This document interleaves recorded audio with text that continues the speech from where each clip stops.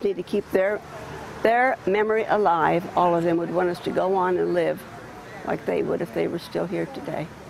Well, tonight at South Kansas City neighborhood remembering the friends taken from them exactly 1 year after its most violent night. 1 year ago, a man killed 5 people and left neighbors understandably in shock. 41 Action News reporter Lexi Suter shows us what they're doing to remember those 5. Lexi.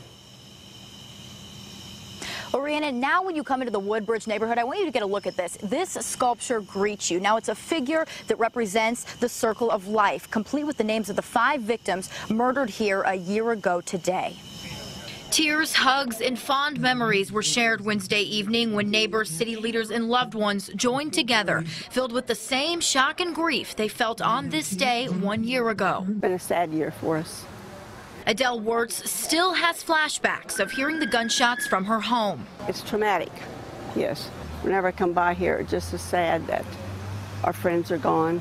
She and many other neighbors here say this memorial finally brings some closure. Since I've been the president of the board. Neighborhood President Rick Mayer says this sculpture and sitting area was in the works immediately after the tragedy. I personally didn't want it to be another event that just happens and then months and years go by and people forget about things. A more than $10,000 project already paid off through donations. Mayor says it's not only for neighbors, but for the family members of Ann and George Taylor, Susan Schucroon, and Lorene and Daryl Hurst. I'm proud. I'm very proud of what we've accomplished for the neighborhood and for the families.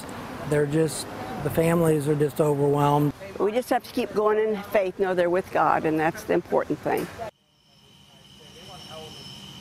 A very, very resilient neighborhood, as you can see, filled with a lot of love. I did talk to Board President Rick Mayer about filling those homes. He said before they even went on the market, people moved in, wanted to live here in this neighborhood and be a part of this well-loved community. Reporting live in South Kansas City, Lexi Suter, 41 Action News. All right, Lexi, thank you. Last week, prosecutors announcing they will seek the death penalty for the suspect in the case, Brandon Howell. Howell has pleaded not guilty to all the charges.